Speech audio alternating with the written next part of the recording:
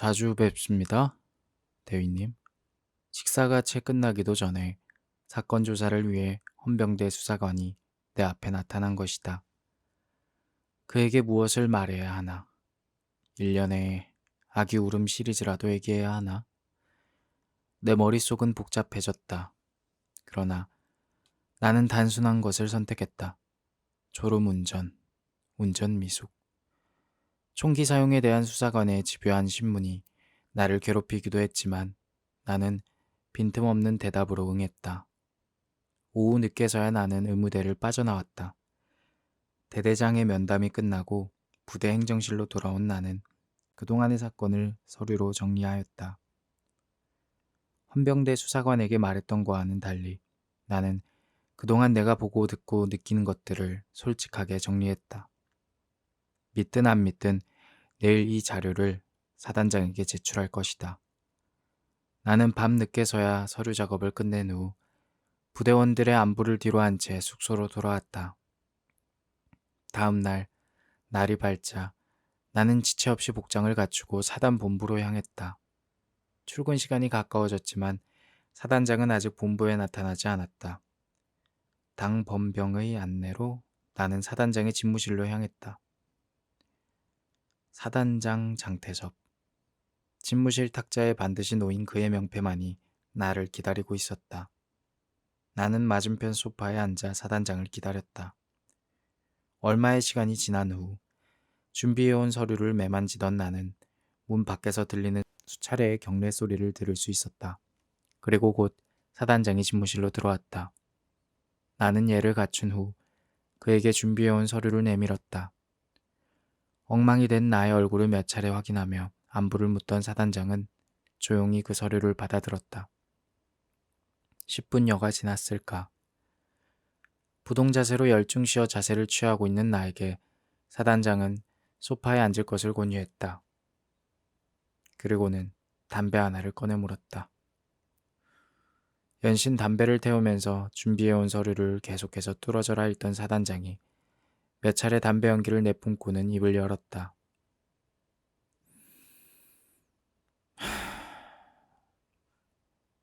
자네, 지금 이걸 나에게 믿으라고 하는 건가?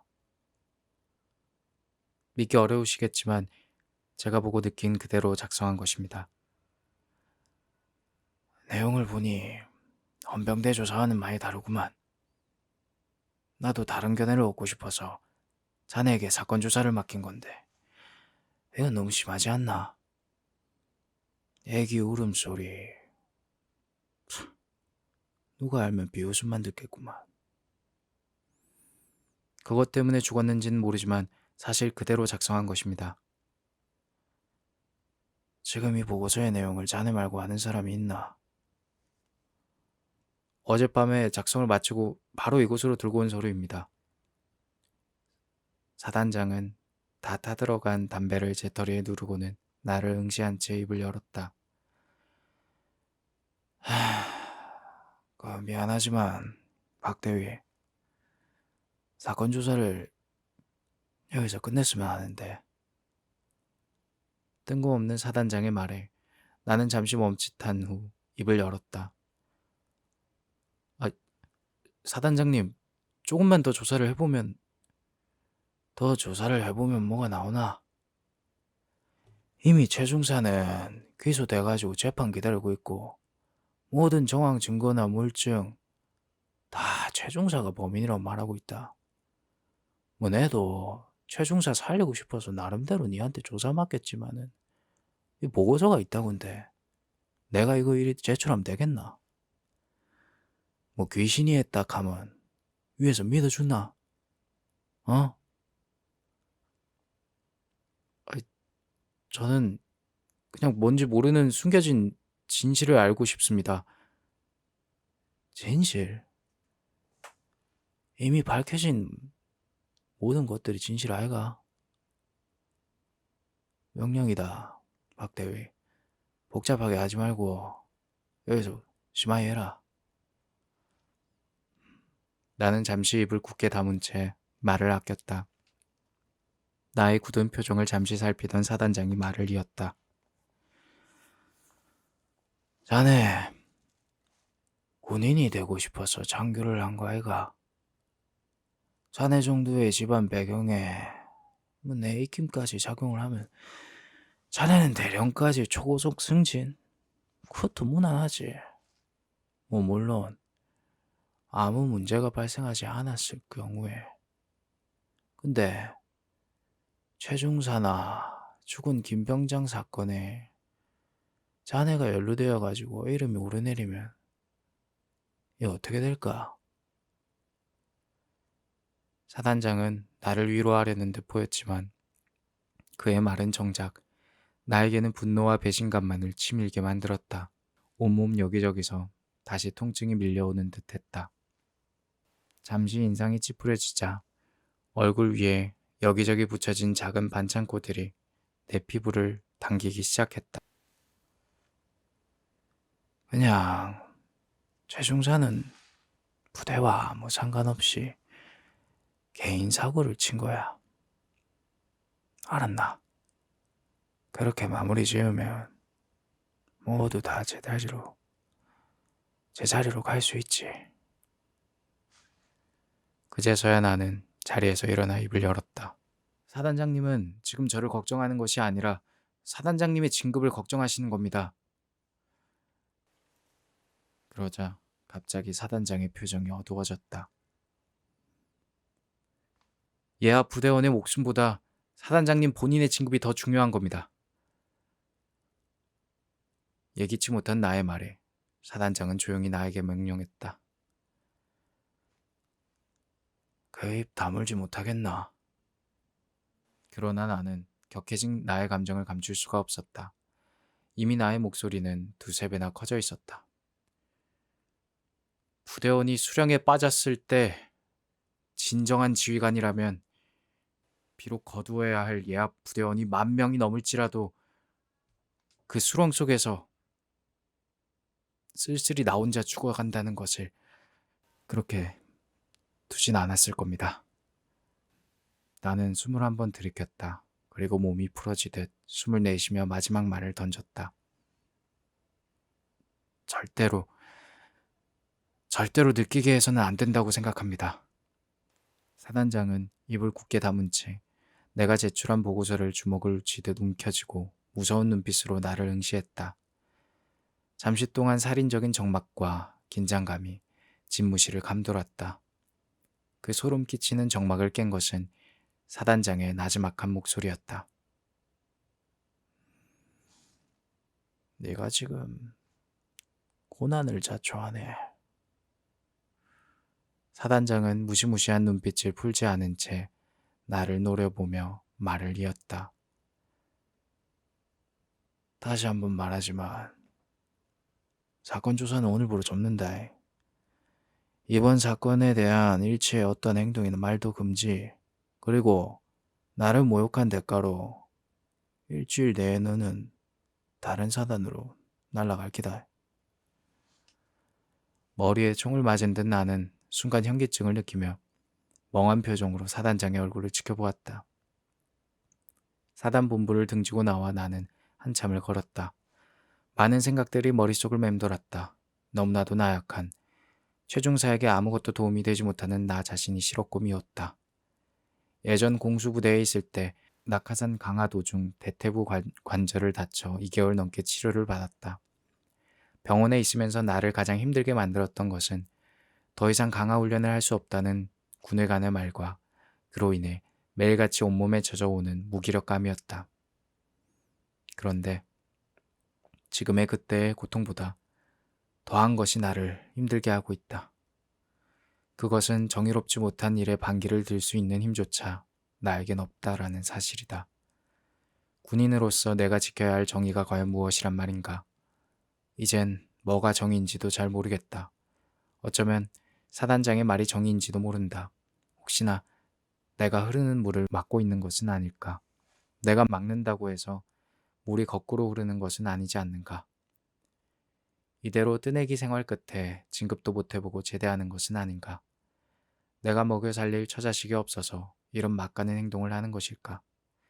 서로 상반된 생각이 내 머릿속에서 치열한 전투를 벌이고 있을 때 순간 또 하나의 생각이 그 사이를 가로질렀다. 그래, 사건 현장에 가서 더 늦기 전에 거기를 파보자.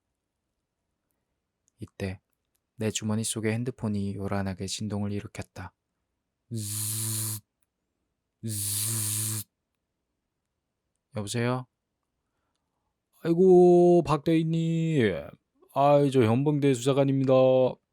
비아냥거리는 듯한 그의 목소리가 귀에 거슬렸다. 무슨 일이십니까? 이거 어떡하나? 방금 전에 사단에서 연락이 왔는데, 당분간 저하고 같이 다니셔야 하겠습니다. 그게 무슨 말입니까? 사단장님 명령으로 박대희님을 근접 호위하라는 지시가 내려왔지 뭡니까? 뭐요? 지금부터 이 순간부터 박대희님은 헌병대에서 생활하셔야 합니다. 지금 어디 계시죠? 제가 모시러 가죠.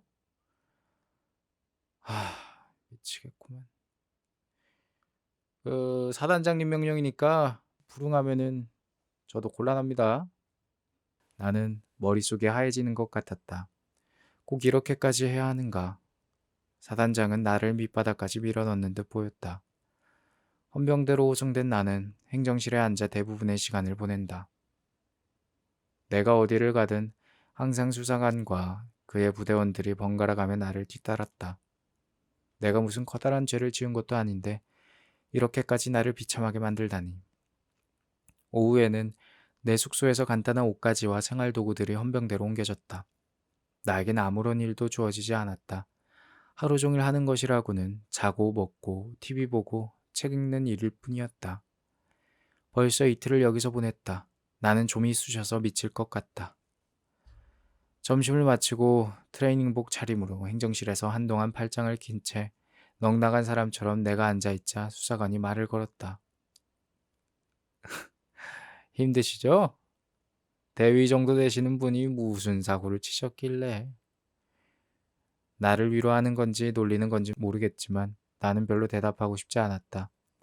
30대 중반쯤으로 보이는 상사를 달고 있는 수사관은 연신 나의 눈치를 살피더니 다시 말을 걸었다. 며칠만 참으십시오. 자리가 나는 대로 곧 다른 부대로 배치 받으실 겁니다. 그제서야 나는 입을 열었다. 여기 대대장이나 수사과장은 어디에 있는 겁니까? 주로 작전실에 계시고 행정실에는 거의 오지 않습니다. 그렇군요. 수사관 일 오래 하셨나요? 아마 이제 한 7년쯤 됐죠. 아휴, 보람차시겠습니다. 범죄자들 잡아들이고 있으니. 내 말에 수사관은 손을 가로저으며 대답했다. 보람차긴요. 이거 막말로 할 짓 없어서 이런 말 하는 거지. 기회만 되면은 당장이라도 다른 병과로 옮기고 싶다니까요. 처자식만 아니었어도 군복 벗고 사회생활 좀 해보고 싶었는데. 왜요? 수사관이면 파워도 세고 다들 겁내하는 직책 아닙니까? 천만의 말씀입니다. 수사과장 정도는 돼야 어디서 손가락질 받지 않고 일할 수 있다니까요. 그리고 수사과장은 아무나 합니까? 나머지는 그냥 생 노가다입니다. 군대 사건 현장 한번 가보세요. 대위님도 사단장명으로 사건 조사하면서 가보셨지 않습니까? 아휴, 참혹해서 말이 안 나옵니다. 저도 어느 정도 공감합니다. 내 말에 수사관은 잠시 긁적이던 볼펜지를 멈추고 무용담을 늘어놓기 시작했다. 제가 수사관 일을 시작하고 처음 접한 사건이 하나 있었는데 전차대에서 발생한 사건이었죠. 그때가 부대 체육대회였는데 팀별로 전차 끌기 종목이 있었나 봅니다. 근데 그때 마침 기어를 풀어놓은 전차에 줄을 연결해서 일정 거리까지 먼저 끄는 팀이 이기는 그런 경기였는데 그때 엄청 열심히 했거든요. 왜냐면 포상휴가가 걸려 있었으니까요. 근데 하필 줄을 당기던 부대원이 미끄러진 겁니다. 근데 물체라는 게 관성이라는 게 있잖아요.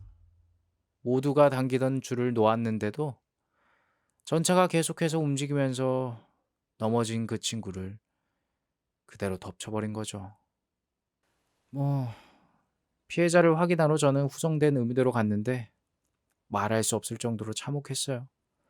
복부부터 하반신이 모두 으깨어져 있는 겁니다. 내장이고 근육이고 이것저것 다요. 근데 저를 더 경악하게 만든 건 그 친구가 살아서 눈을 부릅뜨고 헐떡이고 있다는 것이었죠.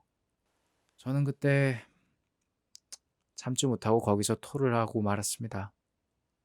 저는 간신히 진정한 후에 수술을 집도하던 군의관들을 쳐다보았죠. 근데 이게 웬걸? 수술하는 척 하더니 으깨진 내장을 그냥 살가죽으로 덮더라고요.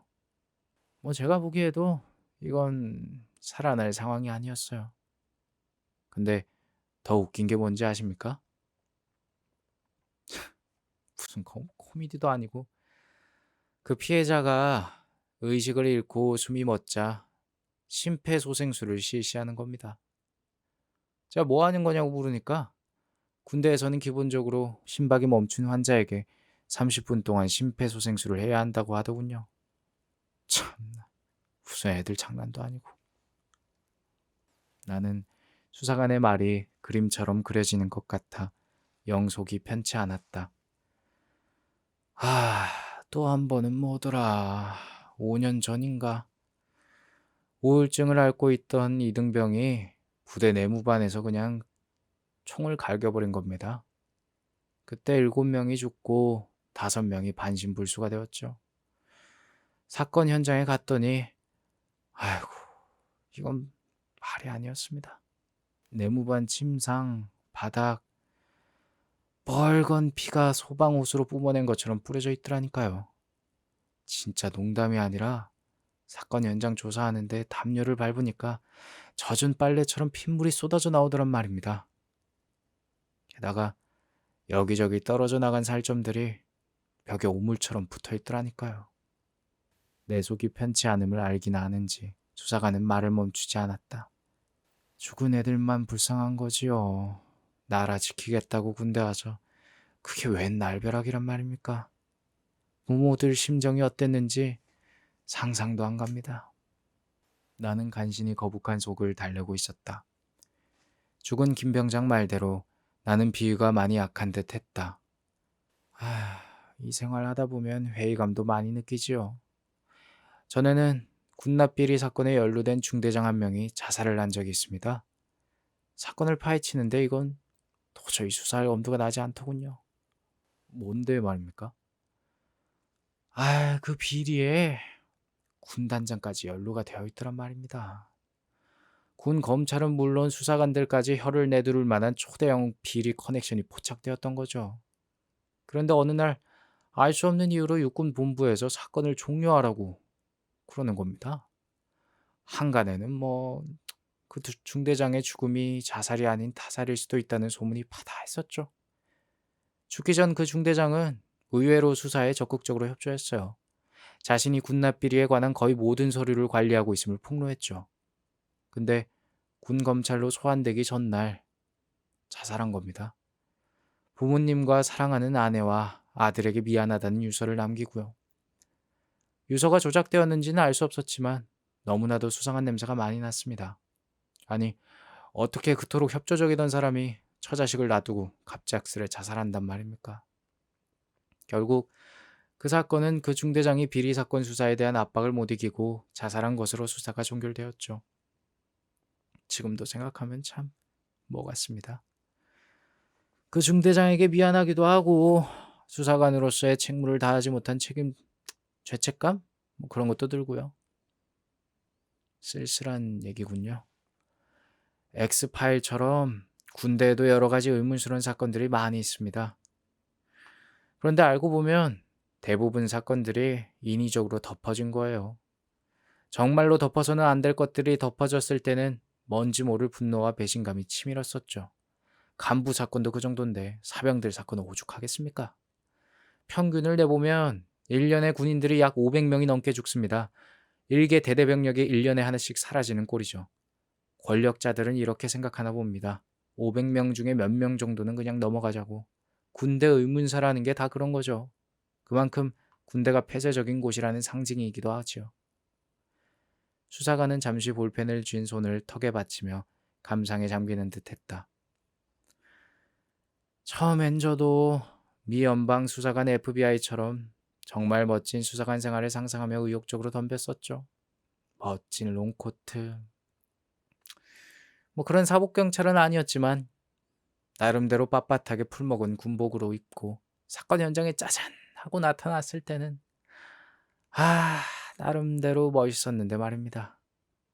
근데 시간이 지나다 보니 저는 수없이 많은 무소불위의 권력자들이 그냥 가지고 노는 놀이개에 불과했다는 것을 알았죠.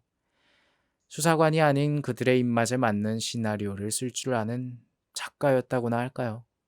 입을 다무는 대가로 저는 승진을 했고 세상은 아무 일도 없었다는 듯이 그렇게 다시 돌아갔습니다. 나는 수사관의 얘기를 들을수록 의외로 그가 생각이 넓고 속이 깊다는 것을 느낄 수 있었다. 지금 들은 얘기들은 그냥 못 들은 걸로 하십시오. 그냥 제 무용담이려니 생각하시고 그냥 넘겨버리세요. 괜히 수사과장이나 대대장님 하시면 잔소리 듣습니다. 진지하게 얘기를 듣고 있던 나는 꼭 묻고 싶었던 것을 그에게 던졌다. 그럼 수사관님, 최중사 사건 어떻게 생각하십니까? 그 말에 수사관은 멈추었던 볼펜질을 다시 시작하며 나로부터 시선을 돌렸다. 그 얘긴 하지 마십시오. 사단본부에서 함구령이 내려졌습니다. 종이 서류에 볼펜을 긁적이며 시선을 멈추지 않는 수사관에게 나는 계속해서 질문을 던졌다. 수사관님도 그날 들었지 않습니까? 최중사가 애기 울음소리 들었다고. 그리고 자신은 기억이 나지 않는다고. 수사관은 대답을 거부한 채 무슨 서류를 작성하는지 연신 볼펜질을 해댔다. 나도 역시 아랑곳 않고 계속해서 말을 이었다.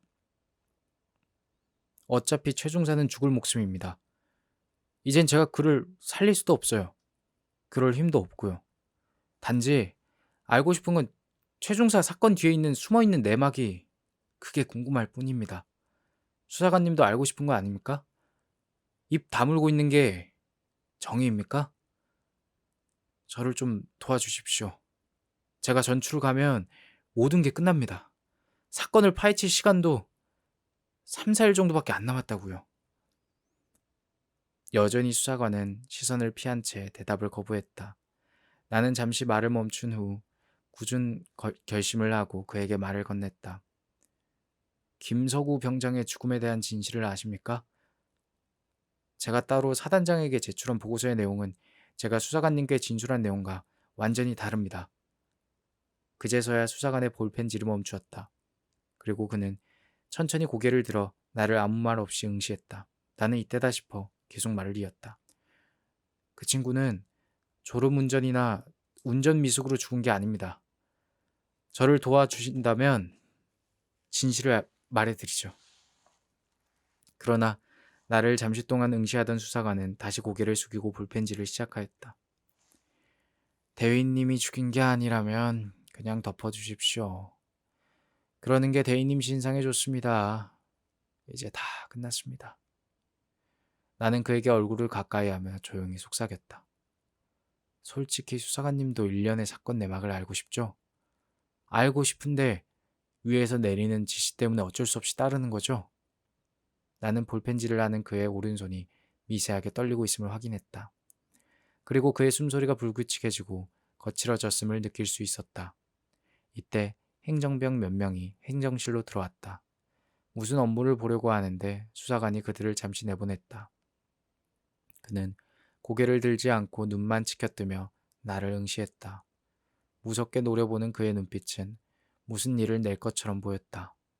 어느 정도 회복이 되었지만 상처로 만신창이가 된 나의 얼굴을 한참 동안 관찰하던 수사관이 입을 열었다.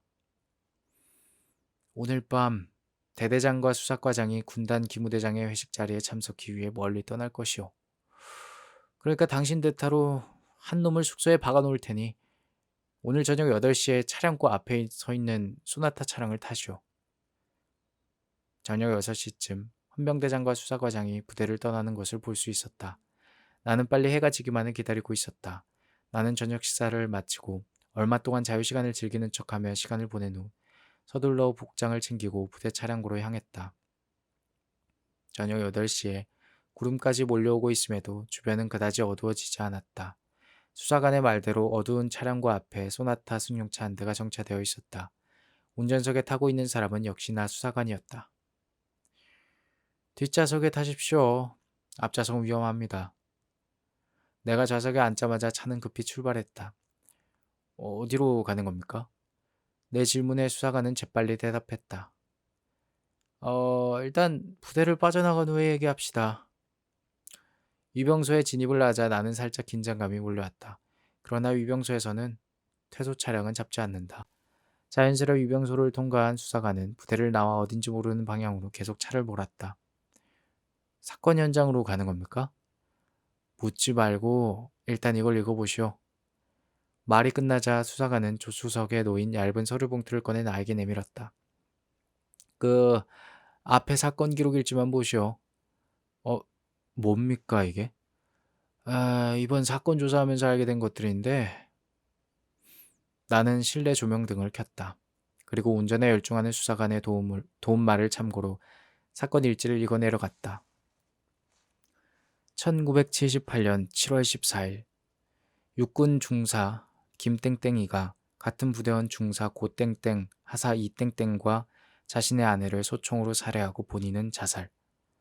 1981년 7월 23일 육군 중위 정땡땡이가 술자리를 같이 하던 동료 부대원 중사 이땡땡, 중사 김땡땡을 권총으로 살해하고 하사 최땡땡에게 심각한 부상을 입힘. 부대로 다시 돌아가 부대원에게 총격을 가하던 중 사살됨. 1986년 7월 18일 육군 중사 강땡땡이가 만취 상태에서 자신의 어머니와 여동생을 소총으로 살해하고 군재판에서 사형을 언도받고 6개월 후 사형 집행됨.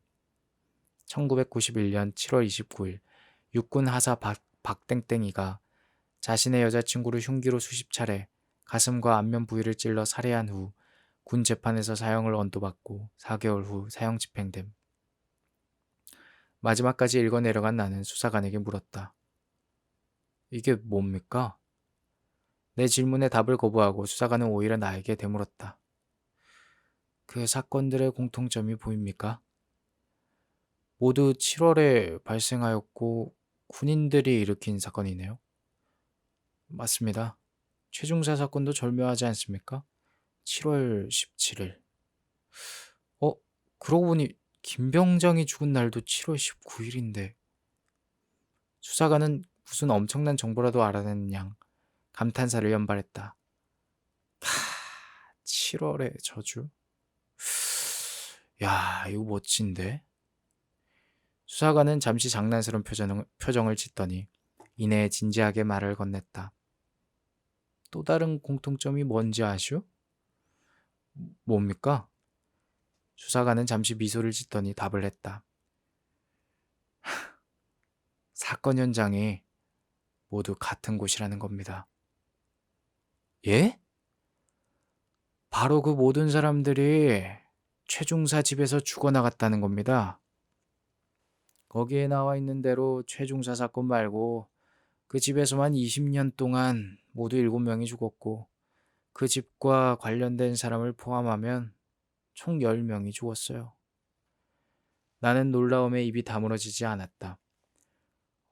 이거 그럼 완전히 저주받은 집이네요, 그러면? 근데 왜 20여 년 동안 폐쇄되지 않고 집이 남아있는 거죠?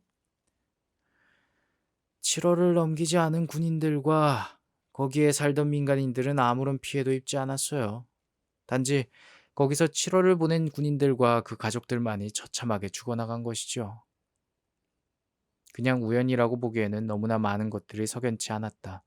그동안 나 자신이 보고 느껴왔던 일련의 사건들이 오버랩되면서 싸늘한 기운이 내 등골을 타고 내려갔다. 도대체 누가 이런 끔찍한 저주를 내리고 있는 걸까요? 나의 넋두리에 수사관이 대답했다. 귀신이든 아니든 분명히 뭐가 있습니다. 제가 예전에 수사관 교육 받을 때 들은 얘긴데 강한 자기장이나 방사선에 노출되면 사람이 환청이나 환각을 겪는 그런 사례가 있다고 합니다. 게다가 방사선 같은 경우는 암 같은 질병까지 일으키기 때문에 많은 사람들이 그것을 저주로 치부하기도 한답니다. 우리가 해야 할 일은 그 집에서 일어난 일들의 원인을 밝히는 겁니다. 나는 정신을 가다듬고 차에 올라탄 직후 궁금했던 사항을 다시 물었다. 아니, 근데 지금 어디로 가는 겁니까? 거기 보면 사건 현장에서 살아남은 생존자가 있지 않습니까? 하사 쬐땡땡? 아, 그 사람 찾았습니까? 명색이 군수사관인데 그쯤이야 껌이죠. 미리 연락도 취해놨어요. 이야, 대단하십니다. 솔직히 직업이 경찰인 사회 친구들 도움 좀 받았죠. 그건 그렇고 죽은 김병장 얘기나 해보시오. 사단장한테 뭐라고 보고가 된 겁니까? 나는 잠시 서류에서 눈을 떼고 긴 한숨을 내뱉었다. 그리고 그간 벌어졌었던 일련의 미스테리한 일들을 수사관에게 낱낱이 얘기하였다. 얘기를 듣고 있던 수사관은 자신도 소름이 끼치는지 몇 번의 탄식을 내뱉었다. 특히 김병장이 광신도들의 방언 같은 괴상한 말을 쏟아냈다는 부분에서는 진짜로 그랬냐고 몇 번을 되묻기도 했다. 우리는 군 이수지역을 한참 벗어난 곳까지 차를 몰았다. 보통의 군인들은 이수지역을 벗어나기 힘들지만 수사관들은 다른 것 같았다. 검문소 헌병들은 수사관의 얼굴만 보고도 그냥 통과시켰다. 1시간 정도 차를 몰아 우리는 외진 시골집에 도착하였다. 대문 앞에서 인기척을 보이자 한쪽 발을 사용하지 못하는 40대의 한 남자가 목발을 짚고 나오는 것이었다. 키는 170이 조금 넘고 마른 체형이었으며 하얀 얼굴에 며칠 동안 깎지 않은 듯한 검은 수염이 눈에 들어왔다. 절룩거리는 다리뿐만 아니라 함몰되어 있는 양쪽 볼이 그가 지금 상당히 병약해져 있다는 것을 말해주고 있었다. 직감적으로 우리가 찾는 그 남자임을 알 수 있었다. 우리는 신분을 밝히고 여기에 온 목적을 얘기했다. 그는 우리를 천천히 불편한 몸을 이끌고 방으로 안내했다. 결혼도 하지 못한 채 그는 국가보조금을 받고 허름한 집에서 연명하는 것 같았다. 그날 사건은 아직도 기억에 떠올리기 싫을 정도로 끔찍했소. 그는 조용히 담배 하나를 꺼내 물었다. 길게 담배 연기를 한 모금 들이키더니 말을 이었다. 그날은 무서울 정도로 폭우가 쏟아지는 날이었지요. 부대 합동훈련이 끝나고 얼마 후 나는 소대장 집에서 선임하사 둘과 간단히 술자리를 같이 했다. 원래 하사관들과 장교들은 친하지 않은데 소대장이 워낙 넉살이 좋고 술을 좋아해서 우리 하사관들이 그를 잘 따랐지요. 그런데 이런저런 얘기 나누는 와중에 소대장이 이상한 얘기를 하더이다. 요사이 밤마다 어디서 애기 우는 소리가 들린다고. 얘기를 듣고 있던 수사관과 나는 잠시 서로의 얼굴을 확인했다. 그 애기 울음소리 때문에 잠을 이룰 수 없다고 그럽디다. 어떤 날은 가위에 눌렀는데 어두운 방 안에 어떤 군인이 총을 들고 나타나 이리저리 돌아다니더랍니다. 얼굴과 몸에 온통 피로 범벅이 되어 있는 군인이었는데 뭔가를 계속 찾고 있더랍니다. 그리고는 자신의 배 위에 올라앉아 징그러운 웃음을 한번 짓더니 긴 소총을 턱 밑에 대고 방아쇠를 당기더랍니다. 그는 잠시 담배를 몇 번 빨더니 말을 이었다. 소대장의 귀신 얘기에 우리 하사관들은 그냥 웃어넘기려고 했는데 소대장 표정이 너무 진지한 거요. 우리가 소대장에게 무슨 군인이 그렇게 겁이 많냐 이러면서 놀리니까 갑자기 소대장의 표정이 경직이 되더니 그 이상한 소리를 하더이다. 들어봐. 지금도 들리잖아. 이러면서 말이오. 휘둥그레 푸릅뜬 눈으로 이리저리 눈동자를 굴리며 소리의 정체를 찾는 소대장의 표정이 진짜 너무 소름 끼쳤지요. 우리도 소리가 들리는지 귀를 기울여 보았지만 아무것도 들리지 않았다오. 정말 우리는 아무 소리도 들리지 않는데 소대장은 미친 사람처럼 괴상한 소리를 내면서 우리를 협박까지 하니까 이러면서 말이요. 아이 그거 있지 않소. 교회 같은 데서 괴상한 소리 내면서 기도하는 거. 방언 말입니까? 아 맞아. 그거. 나는 순간 온몸에 소름이 돋으면서 죽은 김병장의 그 괴기했던 모습이 떠올랐다. 그런데 소대장이 계속 그런 소리를 내면서 몸을 부르르 떨더니 눈이 뒤집히더이다. 이럴 수가. 어떻게 이렇게 똑같을 수가. 나는 잠시 한쪽 팔뚝을 쓸어내렸다. 아이 우리는 그 사람을 진정시킬 생각은 못하고 너무 놀라서 순간 뒤로 물러났는데 얘기를 잠시 멈추는 그는 덜덜 떨리는 손으로 피우던 담배를 재떨이에 짓이기고는 다시 담배 하나를 입에 물었다. 그리고 떨리는 목소리로 말을 이었다.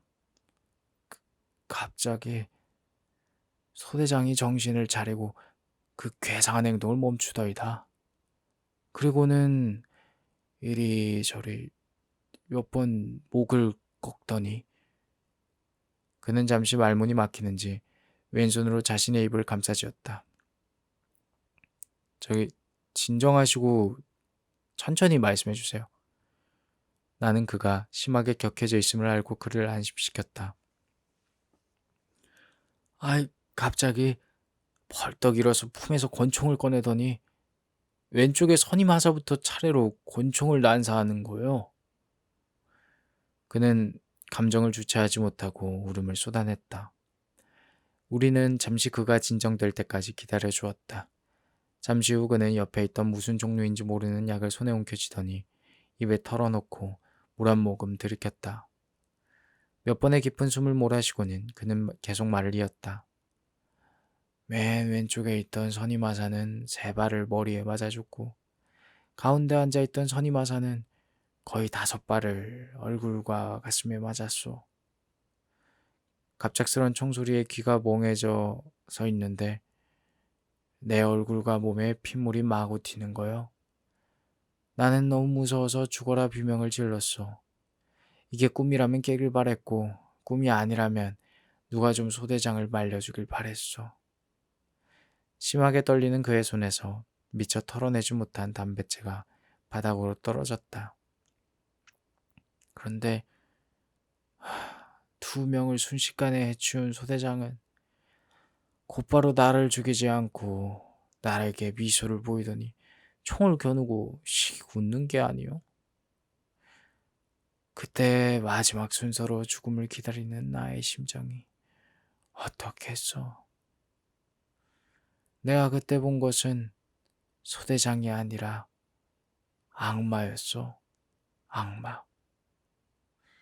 그 순간 나는 소대장을 제압하기 위해 괴성을 지르며 온 힘을 다해 그를 향해 튀어올랐어. 그리고는 두어 발의 총소리가 들렸고 나는 의식을 잃었다. 나는 심각한 표정으로 그의 얼굴을 살폈다.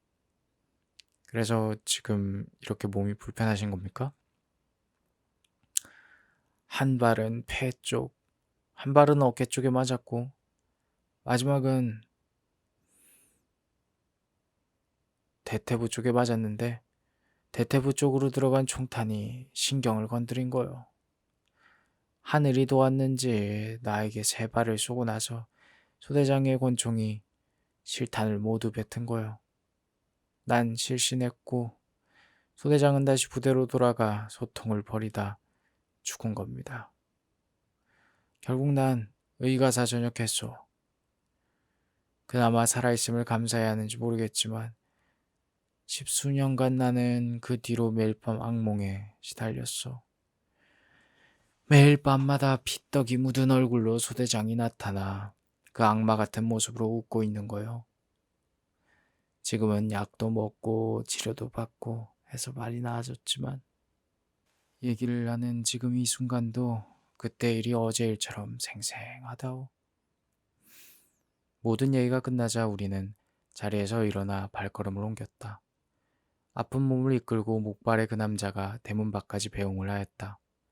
낮에는 맑아 보였던 하늘이었는데 어느새 비구름이 몰려왔는지 빗방울이 한두 방울씩 흩날리기 시작했다. 그에게 안부를 전하고 뒤돌아가려는 순간 그가 마지막으로 한마디 내뱉었다. 그곳은 저주받은 곳이오. 예? 수사관과 나는 고개를 돌려 그를 바라보았다. 어둠 속에서 유난히 더 일숙해 보이는 그의 얼굴이 나를 두렵게 만들었다. 난 살아 돌아왔지만 살아 돌아온 대가를 난 지금 처절하게 치르고 있는 것이오. 부디 몸 조심하시오. 한동안 말이 없이 우리는 조용히 달리는 차 안에서 전방을 주시했다. 조금씩 빗방울이 굵어지자 수사관은 와이퍼를 작동시켰다. 나는 서서히 사건을 파헤치는 것이 두려웠다.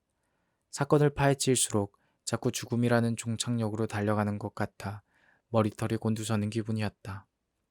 뒷좌석이 아닌 조수석에 내가 앉아 있는데도 수사관은 별 신경을 쓰지 않는 것 같았다. 나는 어색한 분위기를 반전시키기 위해 그에게 물었다. 왜 저를 도와주시는 겁니까?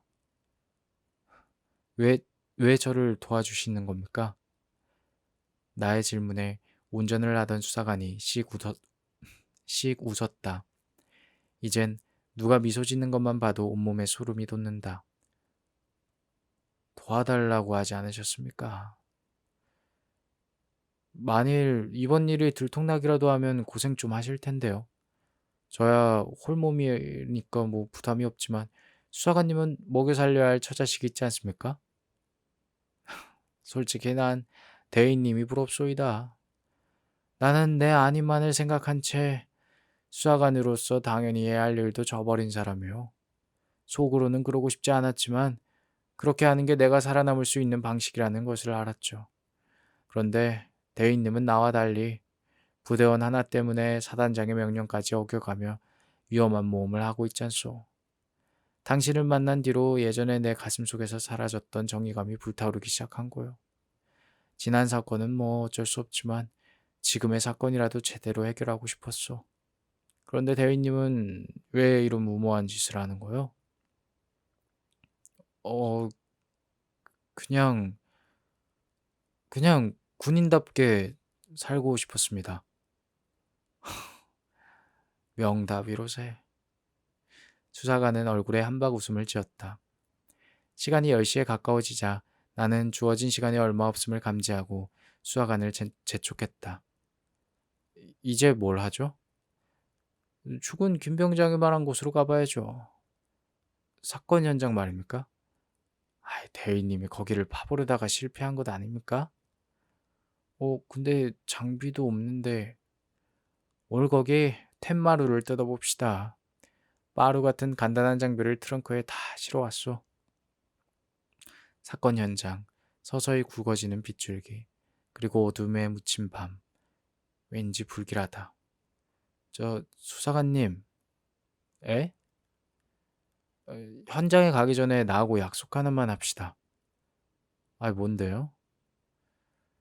지금의 모든 주변 환경이 저와 김 병장이 사건 현장을 방문했을 때 상황과 같습니다. 그러니까 대인님 말씀은 지금 우리 중에 누가 귀신 들릴지도 모른다 이 얘기죠? 걱정이 돼서 하는 말이죠. 만에 하나라도 그런 일이 벌어지면 우리는 살아 돌아오지 못할 수도 있어요. 어느 한 명이 미쳐 날뛰기라도 한다면 지금 뒤에 있는 공구들이 치명적인 무기가 될 수 있습니다. 이 말에 수사관이 깊은 한숨을 내쉬었다. 그럼 어떻게 하전 말입니까? 처음에 김 병장이 이상한 행동을 했을 때 제가 김 병장을 향해 주먹과 발길질을 한 적이 있습니다. 그랬더니 김 병장이 정신을 차리는 겁니다. 그럼 둘 중에 하나 누군가 귀신이 들렸다 판단이 되면 사정없이 후려치라 이겁니까? 뭐 현재로서는 그 방법밖에 없습니다. 별거 아니구만. 알았어. 나는 고개를 돌려 사정없이 빗줄기가 분쇄되고 있는 앞유리를 바라보며 조용히 말을 이었다. 부디 아무 일도 일어나지 않길 바랍니다. 사건 현장에 도달하자 주변은 칠흑 같은 어둠 속에서 내리는 빗줄기로 사물을 분간하기 힘들 정도가 되었다. 우의를 입고 차에서 내리자 질퍽한 흙탕물이 군화 주변을 맴돌았다. 우리는 차량 트렁크에서 장비를 챙겨 들었다. 나는 배척, 일명 빠루라고 부르는 것을 들고 수사관은 야전삽과 해머를 들고 대문 앞에 나란히 섰다. 가끔씩 하늘을 울리는 천둥 소리와 빗소리 외에는 그 어느 것도 들리지 않았다. 번갯불에 잠깐씩 얼굴을 드러내는 사건 현장의 대문은 우리를 반기는 듯 크게 입을 벌리고 있었다. 또한 비바람에 찢겨 펄럭이는 플라스틱인 테이프가 어서 오라고 반가운 손짓을 보내는 것 같았다. 정신 바짝 차리십시오. 나의 말에 수사관이 맞대응했다. 대위님이나 그 빠르로 날 찍어 죽이시나 마쇼. 지옥의 입구처럼 보이는 낮은 대문을 통과해 우리는 작은 마당 안으로 들어갔다. 이리저리 손전등을 비추며 우리 외에 다른 누가 있는지 구석구석 살폈다. 눈앞에 텐마루가 눈에 들어왔다. 나는 잠시 호흡을 가다듬고 수사관에게 말을 건넸다. 바로 저기입니다. 김 병장이 말했던 곳이. 그럼 먼저 마루 밑에 디딤돌부터 치워버립시다. 우리는 배척을 지뢰 삼아 마루 아래 놓여있는 두 개의 디딤돌을 힘껏 드러내기 시작했다. 디딤돌 주변을 시멘트로 발라놓았기 때문에 여간 어려운 일이 아니었다. 해머질과 삽질을 번갈아 하며 우리는 조금씩 디딤돌을 움직여 나갔다. 기와집 처마 아래로 빗물이 사정없이 쏟아져 내리기 시작했다. 조금 전보다 번개치는 횟수가 늘어난 듯 보였다.